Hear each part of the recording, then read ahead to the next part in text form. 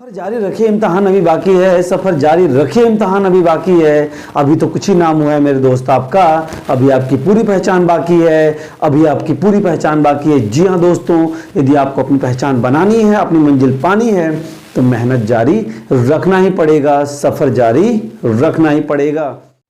जय हिंद दोस्तों, welcome to our classes. कैसे हैं आप सभी? आई होप आप लोग अच्छे होंगे और पढ़ाई आपकी बेहतर ढंग से चल रही होगी। दोस्तों आज स्टार्ट करते हैं ट्रांसलेशन सीरीज का सेशन नंबर 7, जिसमें आज हम लोग डिस्कस करने वाले हैं दोस्तों, सीखने वाले हैं uses of will have to. जी हाँ, बिल्कुल सही सुना आपने, uses of will have to.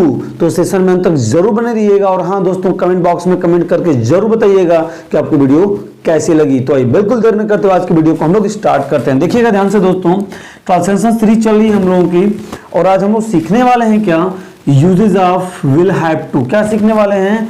Uses of will have to. और टोटल सेशन नंबर दोस्तों आज क्या है? 7। इससे पहले दोस्तों सेशन नंबर 6 तक यदि आपने नहीं देखा है तो वीडियो के डिस्क्रिप्शन बॉक्स में जाइए दोस्तों, वहां पे उसका लिंक दे रखा हुआ है मैंने, वहां से उसको वॉच कर लीजिए। तो स्टार्ट करते हैं uses of will have to. पहले इसके बाद इसको समझते हैं दोस्तों कि जैसे आपने देखा uses of is to, am to, are to, फिर उसके बाद देखा आपने uses of was to, were to, उसके बाद आपने देखा दोस्तों uses of has to, have to, had to. उसी क्रम में है दोस्तों आपका uses of will have to. तो सबसे पहला क्वेश्चन वही जाना पहचाना क्वेश्चन है दोस्तों कि इसका जो यूज है वो किस टेंस में होता है और इसका जो हिंदी अर्थ होता है, हिंदी वाले वाक्य में क्या मिलता है। तो आइए देखते हैं। देखिएगा ध्यान से, जो इसका यूज है हम फ्यूचर टेंस में करते हैं। कब करते हैं? फ्यूचर टेंस में करते हैं। और जो उसकी हिंदी होती है मेरे दोस्त, वो होती है करना होगा, करना पड़ेगा। ध्यान से देखिएगा, करना होगा, करना पड़ेगा। मेरे साथ बोलिए, हिंदी अर्थ इसका यूज कहां पे होगा? फ्यूचर टेंस में होगा। और दूसरी बात, जो इसका हिंदी अर्थ होगा, करना होगा या करना पड़ेगा। रिपीट करिए मेरे साथ, करना होगा या करना पड़ेगा। ओके, यहां तक क्लियर हो गया। इसके बाद देखिएगा, जो इस प्रकार के वाक्य होते हैं, देखिए ध्यान से, इस प्रकार के वाक्य में कार्य करने की मजबूरी, कंपल्सन, मजबूरी की इंग्लिश क्या होती है? कंपल्सन होती है।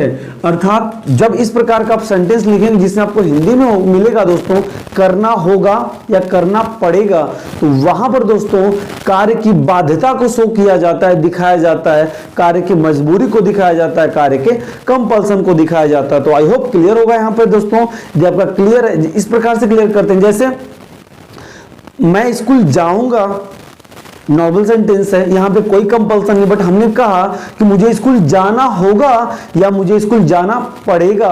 तो दोस्तों यहां पर क्या हो रहा है कि कार्य की मजबूरी को दिखाया जा रहा है कि जाऊंगा, ठीक है, मैं स्कूल जाऊंगा और मुझे स्कूल जाना होगा या मुझे स्कूल जाना पड़ेगा। दोनों दोस्तों देखिए, मुझे स्कूल जाना होगा या जाना पड़ेगा में कंपल्सन है, लेकिन मैं स्कूल जाऊंगा, मन करेगा तो जाऊंगा, नहीं तो नहीं भी जा सकता हूं। बट जो सेंटेंस है कि मुझे स्कूल जाना होगा या मुझे ये काम करना होगा, यहां पर दोस्तों कार्य की कंपल्सन को दिखाया जा रहा है। ओके, तो यहां तक क्लियर? तो कमेंट बॉक्स में कमेंट करके दोस्तों बता दीजिए। इसके बाद आइए चलते हैं हम लोग स्ट्रक्चर्स पे। जब पॉजिटिव स्ट्रक्चर हम दोस्तों इसका बनाएंगे तो क्या बनेगा? सबसे पहले आपको सब्जेक्ट मिलेगा, after that will have to, क्या मिलेगा? विल हैव टू मिलेगा। उसके बाद मेनू आपकी फर्स्ट फॉर्म क्या मिलेगी? मेनू आपकी फर्स्ट फॉर्म, उसके बाद अदर वर्ड, अर्थात ऑब्जेक्ट बोल सकते हैं आप। क्लियर हुई बात? जब इसका आप नेगेटिव करेंगे, क्या करेंगे? नेगेटिव करेंगे, तो सबसे पहले आपको मिलेगा सब्जेक्ट। उसके बाद देखिए, हाँ अब यहाँ पे देखिए थोड़ा सा कंफ्यूजन है कि नॉट कहाँ रखेंगे।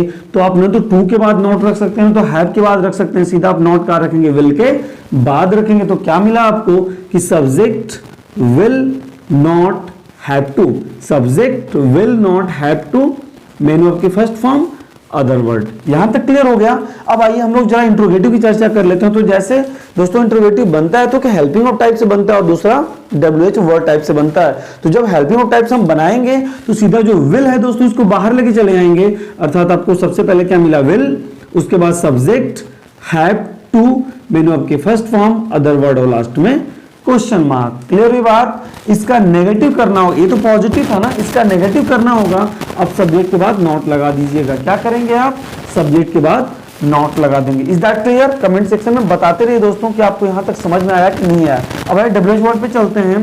तो WH वर्ड में क्या होगा दोस्तों कि हिंदी वाले वाक्य में जो प्रश्नवाचक शब्द हैं आपको बीच में मिलेंगे, बट इंग्लिश में जब उनको बनाएंगे तो सबसे पहले आ जाएंगे।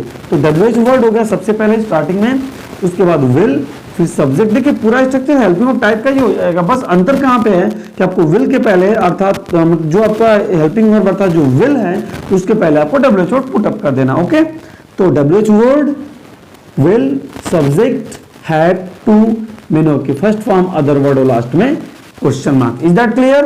अब ध्यान से देखिएगा, जो इसमें नेगेटिव करना होगा, इसका जो हमें नेगेटिव बनाना होगा दोस्तों, वह नॉट जो होगा वो सब्जेक्ट के बाद आएगा। कहां पे आएगा? सब्जेक्ट के बाद आएगा। तो क्या बन जाएगा कि WH word help will subject, उसके बाद आप क्या लिख देंगे यहां पे नॉट लगा देंगे, उसके बाद हैव टू, मेनो की फर्स्ट फॉर्म, अदर वर्ड और लास्ट में क्वेश्चन मार्क। तो यहां तक दोस्तों क्लियर हो गया?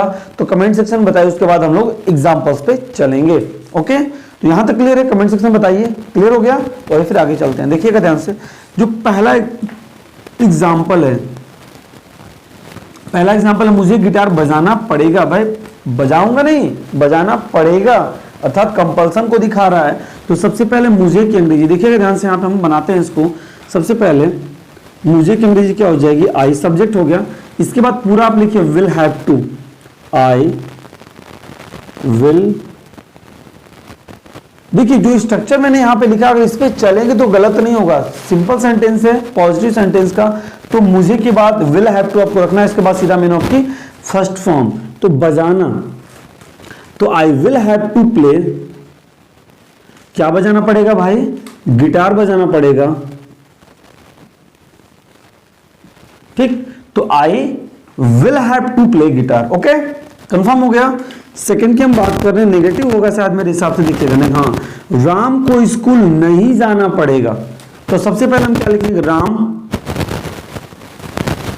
हाँ, एक कंफ्यूजन आपके सामने यहां पे हो सकता है कि जैसे आई आया तो इसके साथ हमने विल लगाया, तो ध्यान रखिएगा सिर्फ हम uses of will have to पढ़ रहे हैं। तो सब्जेक्ट कोई भी हो, किसी भी पर्सन का हो, फर्स्ट पर्सन का, सेकंड पर्सन का, थर्ड पर्सन का, सबके साथ आप विल हैव का ही प्रयोग करोगे। ठीक है, तो यहां पे हमने राम लिख दिया। इसके बाद सीधा आप लिखिए नेगेटिव वाले में will not have to, Ram will not have to. यहां तक हो गया। इसके बाद आपको मेन की फर्स्ट फॉर्म रखनी है। तो जाना होता है गो मीन्स, तो Ram will have not to go to, कहां जाना? स्कूल, और लास्ट में फुल स्टॉप। ओके, ध्यान से देखिएगा, राम को स्कूल नहीं जाना पड़ेगा, तो Ram will not have to go to school. Clear होगी बात? इसके बाद हम आते हैं थर्ड पे, क्या मुझे तुम्हारे साथ बाजार जाना होगा या जाना पड़ेगा? तो सबसे पहले क्या करेंगे दोस्तों? विल लिखेंगे। अब आइए इस पे, इस वाले स्ट्रक्चर पे ध्यान से देख रहे हैं ना, इस वाले स्ट्रक्चर पे बनेगा, क्योंकि क्या शब्द पहला आया हुआ है, तो विल को बाहर लाएंगे हम। तो तीसरा आपका क्या बना है दोस्तों? विल। इसके बाद सब्जेक्ट रखना है, तो सब्जेक्ट क्या हो जाएगा? मुझे अर्थात आई, तो विल आई। उसके बाद क्या रखना है आपको? हैव टू, तो विल आई हैव टू। इसके बाद मेन की फर्स्ट फॉर्म, तो जाना गो मीन्स होता है, तो will I have to go to, कहां जाना होगा? बाजार। तो will I have to go to market, market. अब किसके साथ जाना होगा? तुम्हारे साथ। किसके साथ? तुम्हारे साथ, तो विद यू। ठीक हो गया? तो will I have to go to market with you, क्या मुझे तुम्हारे साथ बाजार जाना होगा? क्लियर होगी बात? कमेंट सेक्शन में बताइए दोस्तों, समझ आ गया यहां तक? थर्ड एग्जांपल भी हो गया। फोर्थ की हम बात करें, जो WH वर्ड पे है कि राम को क्यों यह काम करना होगा। देखिए क्यों करता, WH वर्ड हम पहले लेके आएंगे। तो सबसे पहले क्या लिखेंगे दोस्तों?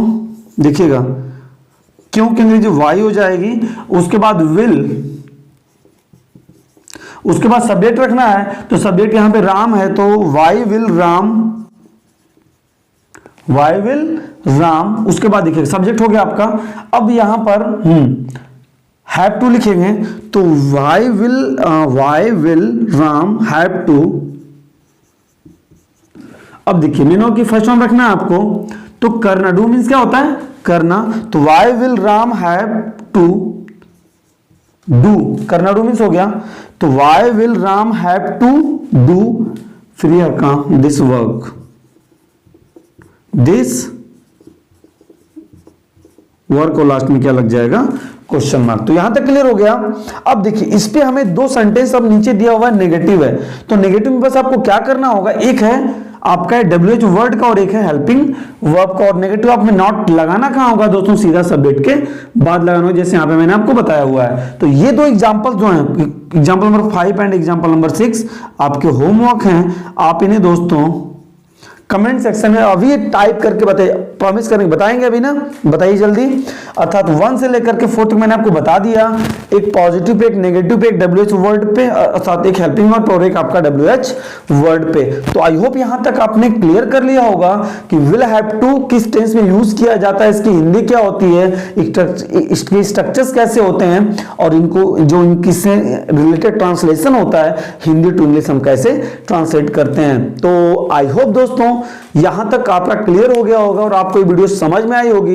दोस्तों यदि आपने वीडियो को एंजॉय किया तो वीडियो को जरूर लाइक करिए, चैनल पर नए तो सब्सक्राइब करिए, बेल आइकन प्रेस करिए, और दोस्तों को भी फटाफट दोस्तों इसको शेयर कर दीजिए ताकि अधिक से अधिक लोगों के पास ये वीडियो पहुंचे और इससे रिलेटेड उनके पास कंफ्यूजन है तो कंफ्यूजन हमेशा के लिए समाप्त हो जाए। तो मिलते हैं नेक्स्ट वीडियो में, अपना ध्यान रखिए, अच्छे से पढ़ते रहिए।